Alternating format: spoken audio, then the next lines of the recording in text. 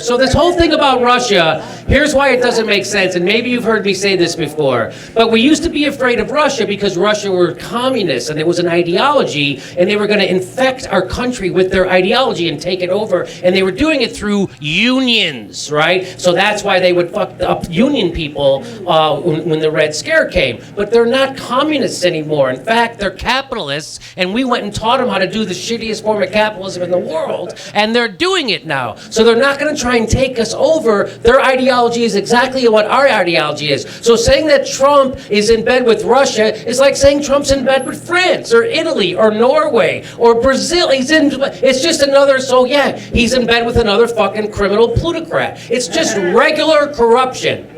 It's regular corruption. It's not because that's what, so people tell me, I go, what do you think you're going to find? Well, I think we're going to find that that Russia oligarchs lent him money that he owes them, and they're connected to Putin, and blah, blah, blah. That's just regular fucking corruption. That's all that is. Hillary Clinton gave 20% of our plutonium to a fucking Russian company. Bill Clinton got $500,000 to give one speech to a Russian bank that's tied to the Kremlin, and that all happened over fucking plutonium. And that happened, that's from the New York Times. I'm not making that up. That's the New York Times that said that. And cash flowed to the Clinton Foundation over that deal. So if there's anybody who has ties to Russia over nefarious shit, it certainly was Hillary Clinton and Bill Clinton. So this whole big deal,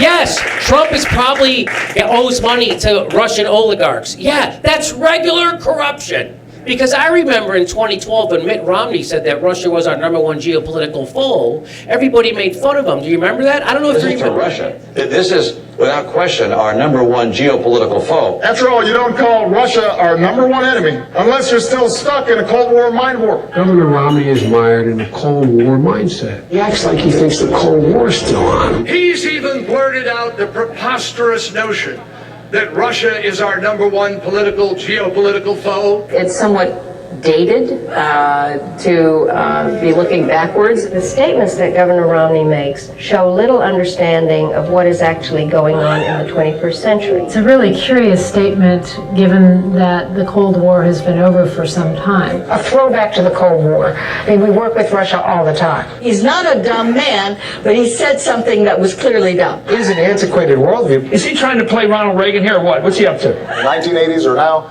calling to ask for their foreign policy back because the Cold War's been over for 20 years.